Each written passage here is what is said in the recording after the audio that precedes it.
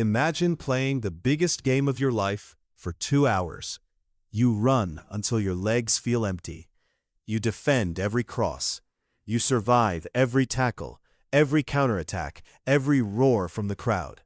You watch teammates cramp. You watch coaches pace.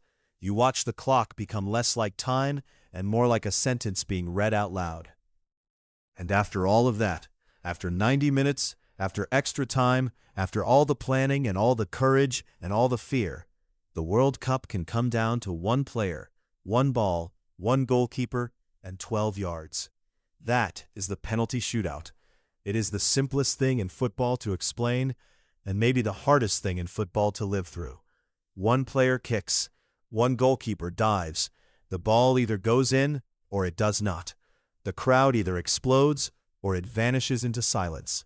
A country either keeps dreaming or goes home.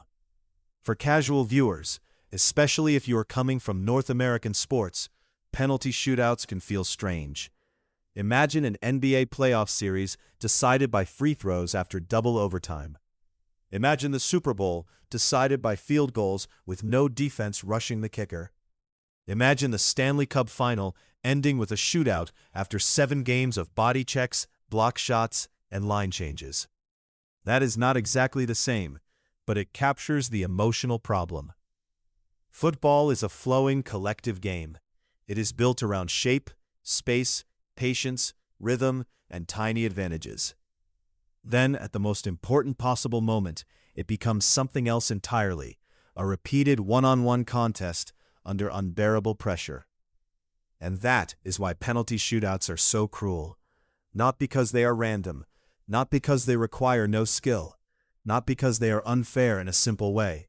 They are cruel because they take the biggest team sport in the world and reduce it to a moment where one human being has nowhere to hide. To understand why football still uses them, you have to understand the problem they solve. A World Cup knockout game cannot end in a tie. In the group stage, a draw is allowed. Both teams can take a point and move on. But once the tournament reaches the knockout rounds, somebody has to advance. The bracket demands an answer. Television schedules demand an answer. Stadium logistics demand an answer. Fans need to know who plays next. So the game has a structure. First, there are 90 minutes of regulation time. If the teams are tied, they play extra time, 30 more minutes, usually divided into 2 15-minute halves. If the match is still tied after that, the game goes to penalties. The shootout is not technically part of the match score in the same way a normal goal is. The match remains a draw. The shootout decides who advances. Each team usually takes 5 penalty kicks.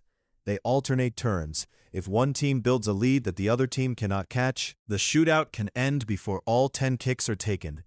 If both teams are tied after 5 kicks each, it goes to sudden death. One team scores and the other misses, and the tournament is over. The kick itself is taken from 12 yards away. The goal is 8 yards wide and 8 feet high. The goalkeeper must defend a huge space from a short distance, and the ball can arrive faster than a human can fully react. On paper, this should favor the shooter. At elite levels, penalty kicks are usually scored more often than they are missed. But that statistic is also part of the cruelty, because everyone knows the shooter is supposed to score. That expectation changes everything. If you are the goalkeeper, you can become a hero by doing what most people do not expect. If you save the kick, the stadium erupts. If the shooter misses the target, you may not even need to touch the ball. But if you are the taker, success can feel like relief instead of glory. You did what you were supposed to do. You avoided disaster. You stepped into history and survived. Failure, on the other hand, can follow you forever. This is one of the strangest emotional imbalances in sports. A penalty kick is a technical skill, but in a shootout, it becomes a public trial. The run-up is short, but the walk from midfield to the penalty spot can feel endless. The player is alone with the ball, but also alone with every memory they have of training, pressure, expectation, and fear. The stadium gets loud, but the moment often feels quiet. Teammates stand together near the center circle, unable to help. Coaches watch with hands behind heads. Fans hold phones, flags, scarves, sometimes each other. Millions of people watching at home suddenly understand the geometry of anxiety. The ball is not far away from the goal, that is the point. It is close enough that scoring should be normal, but far enough that missing is possible. The space between those two ideas is where the cruelty lives. Penalty shootouts did not become part of football because someone thought they were the most beautiful solution. They became part of football because the older solutions were worse. In earlier eras, tied knockout games could be replayed. That made sense when travel, television, and global tournament calendars were less compressed. But replays created problems. Teams had to play again. Fans needed another ticket. Broadcasters needed another slot. Players had to recover. Tournament organizers had to find space in a schedule that was already tight. Sometimes, competitions used coin tosses or drawing lots. That sounds almost impossible now, but it happened. Imagine training your entire life, reaching a major tournament knockout match, holding the other team for 2 hours, and then being eliminated by chance in its purest form. Compared with that, penalties felt like progress. They were still football adjacent. They used a ball, a goal, a shooter, and a goalkeeper. They rewarded technique, nerve, preparation, and decision-making. They produced a clear winner in minutes. They were made for television before anyone wanted to admit how perfectly they fit television. A shootout is dramatic because it is easy to understand. You do not need to know formations. You do not need to understand pressing triggers or inverted fullbacks or expected goals. You do not even need to know the players. The entire situation is visible in one frame. Ball, shooter, goalkeeper, goal. That simplicity is powerful. It is also dangerous, because the easier a moment is to understand, the easier it is to blame. If a defender loses a runner in the 73rd minute, the mistake may disappear inside the flow of the match. Maybe the midfield did not track back. Maybe the pass before the pass was the real problem. Maybe the team shape was stretched. Maybe fatigue created the gap. But a missed penalty has no hiding place. The camera finds the taker. The replay shows the strike again and again. The crowd reaction becomes part of the memory. The player's face becomes the story. This is why shootouts can feel morally unfair, even when the rules are equal. Both teams take the same kicks. Both teams know the format. Both teams can practice. Nobody is being surprised by the existence of penalties. In that narrow sense, the shootout is fair. But fairness is not only about whether the rules are the same. It is also about whether the test matches the thing being tested. A football match asks 11 players to solve hundreds of problems together. How do you build from the back? How do you defend space? How do you react when the other team changes shape? How do you manage momentum, fatigue, fouls, substitutions, and fear? A penalty shootout asks a much narrower question. Can selected players execute a specialized skill under extreme pressure, and can a goalkeeper read or influence them at the perfect moment? That is part of football, but it is not all of football. So when a World Cup quarterfinal, semifinal, or final ends this way, it feels like the tournament has changed languages at the last second. The match spends 2 hours speaking in paragraphs, then decides everything with punctuation marks. And yet, the more you learn about penalties, the less random they become. Shootouts are filled with psychology and preparation. Teams study tendencies. Where does a player usually shoot? Does he change direction based on the goalkeeper? Does she prefer power or placement? What happens when the pressure is highest? Does the goalkeeper dive early, wait, bounce, point, talk, delay, or stare? Some players choose a side before the run-up and commit completely. Others watch the goalkeeper and adjust at the last instant. Some rely on power, trying to hit the ball so cleanly that the keeper cannot reach it even with the right guess. Others use deception, a pause, a stutter, a change of hips, a glance that lies. Goalkeepers have their own games. They may study video. They may keep notes on a water bottle. They may move along the line to appear bigger. They may delay the kick just enough to plant doubt. They may point to a corner, not because they know, but because they want the taker to know they are being watched. This is not luck in the way a coin toss is luck. It is a contest of skill inside a storm of uncertainty. But the storm matters. Pressure changes bodies, heart rate rises, muscles tighten, breathing gets shallow, fine motor control can suffer. The mind starts doing something dangerous. It thinks about the consequence instead of the action. In training, a player may hit the same penalty dozens of times. In a shootout, the same kick carries a different weight. The goal is the same size, but it doesn't feel the same size. The distance is the same, but it does not feel like the same distance. The goalkeeper is one person, but can feel like a whole country standing in the way. That is why the phrase, "just score," is so useless. Of course the player knows. Everyone knows. The cruelty is not that the task is complicated. The cruelty is that it is simple enough for everyone watching to believe they understand it. And then there is the waiting. In many sports, pressure comes while you are moving. A quarterback drops back and reads the field. A basketball player drives into contact. A hockey player reacts to a bouncing puck. The body is busy, so the mind has less empty space to fill. In a shootout, there is too much time to think. The player waits at midfield, then walks, then places the ball, then steps back, then hears the whistle. Every second is a doorway for doubt. What if the keeper knows? What if I slip? What if I hit it too high? What if I change my mind? What if this is the kick everyone remembers? For the goalkeeper, the pressure is different. The keeper is expected to fail most of the time, which can be liberating. But the keeper also knows that one save can change everything. They have to choose between reacting and guessing, between patience and explosion. If they move too early, they reveal the answer. If they wait too long, the ball is past them. A shootout is cruel to the taker because missing feels like guilt. It is cruel to the goalkeeper because saving often depends on reading something that may not be readable. It is cruel to teammates because they cannot participate. It is cruel to fans because they have to watch hope become math. After the first round, the arithmetic starts. One team scores, the other scores, still level. One team scores, the other misses. Suddenly, every kick has a shadow.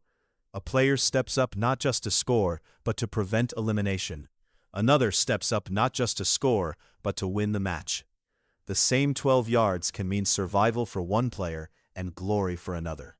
This is why penalty shootouts create such extreme memories. They compress a tournament's emotional logic into a few minutes. A team can be outplayed and still win. A team can dominate and still lose. A substitute brought on late can become the hero. A superstar can miss. A young player can be asked to carry a weight that would crush most adults. For newer fans, that can feel unsatisfying. You might watch a team defend brilliantly for 2 hours and think they deserve to win. You might watch another team attack constantly and think they deserve to win. You might reach the end and realize the word deserved has become complicated. Football has always lived with that tension. This is a low-scoring sport. One goal can outweigh an entire afternoon of effort. A team can create more chances and still lose. A goalkeeper can make one mistake and erase 10 saves. A forward can be invisible for 89 minutes and become a legend in the 90th. Penalties are not an exception to football's cruelty. They are football's cruelty made concentrated. The World Cup makes it even more intense because the tournament is not just a club competition. Players are carrying national colors, family histories, childhood dreams, and public expectation. A club season offers another match next week. A World Cup offers another chance in 4 years, if you are lucky. If your body holds up, if your country qualifies, if your coach picks you, if the draw breaks right. 4 years is a long time in a career. It is an eternity in a sporting life. That is why a missed penalty in a World Cup does not feel like a missed shot. It feels like a door closing. And because the World Cup is global, that moment travels. It becomes a clip, a photograph, a headline, a national memory. People remember where they were. They remember who they watched with. They remember the silence after the ball went over the bar, or the eruption after the goalkeeper guessed right. The players remember too. That is the part fans sometimes forget. The person who misses is not a symbol. They are a human being who has probably practiced that kick thousands of times. They are someone who had the courage to walk up when many would not. They are someone who accepted the possibility of public failure because the team needed them to try. It is easy to sit at home and say the penalty was terrible. Sometimes it is. Some penalties are badly struck. Some are poor decisions. Some are the result of hesitation. Analysis is part of sport, and players know that. But cruelty begins when analysis becomes identity. When one miss becomes the thing a player is reduced to. When a career of work gets flattened into one frame. The best way to watch a shootout is to hold two truths at the same time. First, penalties are a legitimate skill contest. They are not random. Teams can prepare. Players can improve. Goalkeepers can study. Coaches can choose the order carefully. Mental strength matters, but so does technique, information, and repetition. Second, penalties are a brutal way to decide a team game. They ask too few people to carry too much. They produce heroes and scapegoats too quickly. They can reward survival more than ambition or composure more than creativity. They are fair by rule, but harsh by design. So why not replace them? There are alternatives. You could keep playing until someone scores, but that creates exhaustion and injury risk, especially in a tournament where teams may play again in a few days. After 2 hours, the quality can drop dramatically. Players are not machines, and a World Cup should not be decided by who can avoid collapsing the longest. You could replay the match, but modern tournaments do not have room for that. The World Cup involves travel, broadcast windows, stadium security, recovery schedules, and a global audience. A replay might sound purer, but it creates chaos. You could use attacking statistics, like shots on target or expected goals, but that would change how teams behave. Imagine a team protecting a shots advantage instead of trying to score. It would introduce arguments about measurement, quality, and incentives. You could remove players every few minutes in extra time to create more space. But then the match becomes a different sport. You could change the penalty format, randomize the order, use an ABBA sequence, move the spot, or require different takers. Every adjustment solves one problem and creates another. That is the uncomfortable truth. Penalty shootouts may be cruel, but they are also efficient, understandable, and final. Football has not kept them because everyone loves them. Football has kept them because every alternative has its own kind of unfairness. And maybe that is why they remain so compelling. A shootout exposes football's deepest contradiction. The sport is collective, but history often remembers individuals. The game is fluid, but the final memory can be frozen. The World Cup is about nations, systems, generations, and culture, but it can end with one person staring at a ball on a white spot. There is beauty in that, even if it is uncomfortable, because courage is not the absence of fear. Courage is walking anyway. Every player who takes a penalty in a World Cup shootout is doing something most people can barely imagine. They are not just kicking a ball. They are accepting a burden in public. They are volunteering to become either relief or regret. They are stepping into a moment where the difference between the two may be inches. The best penalties look calm. That doesn't mean the player is calm. It means the player has learned how to perform while carrying panic quietly. That is one of the reasons shootouts can be so moving. They reveal the human part of elite sport. Not the superhero version, not the highlight package, the human version, where legs shake, plans change, doubt appears, and people still have to act. For a new fan, the first World Cup shootout can feel almost too dramatic, like the sport has suddenly become unfair on purpose. But the longer you watch football, the more you understand that the shootout is not separate from the game's identity. It is a mirror. Football is about control, but never complete control. It is about preparation, but never certainty. It is about patterns, but also moments. It is about teams, but also individuals. It is about deserving something and still not getting it. The penalty shootout takes all of that and strips away everything decorative. No formation can save you now. No possession statistic can save you now. No moral argument can save you now. there is only the kick. That is why players collapse after winning one. Not just because they are happy, but because the pressure has finally left their bodies. That is why players stare into the grass after losing one. Not just because they are sad, but because the mind is trying to understand how a tournament so large could end in something so small. 12 yards is not far. That is what makes it devastating. The ball is close enough that every miss feels avoidable. The goal is large enough that every save feels miraculous. The walk is short enough that every second becomes visible. The rules are simple enough that the whole world can judge. But the emotional distance is enormous. From the center circle to the penalty spot, a player can travel from confidence to doubt, from childhood dream to adult nightmare, from anonymity to immortality. A goalkeeper can travel from underdog to legend in one dive. A team can travel from nearly out to suddenly alive. That is the shootout's terrible gift. It creates endings that no scriptwriter would dare invent because they would seem too neat, too cruel, too obvious. The captain must score to keep the dream alive. The teenager must win it. The veteran must erase an old wound. The goalkeeper who made a mistake earlier must become the savior. Football does not guarantee justice. It guarantees a final whistle. When the final whistle is not enough, it guarantees penalties. So the next time a knockout match reaches the end of extra time and the cameras find the players standing together at midfield, remember what you are watching. You are not watching a lottery. You are not watching a gimmick. You are watching a skill contest under psychological pressure so intense that it can bend technique, memory, and reputation. You are watching a team sport become personal. You are watching the cleanest, coldest, most cinematic solution football has found to an impossible problem. Somebody has to go home. That does not make it kind. It might not even make it right.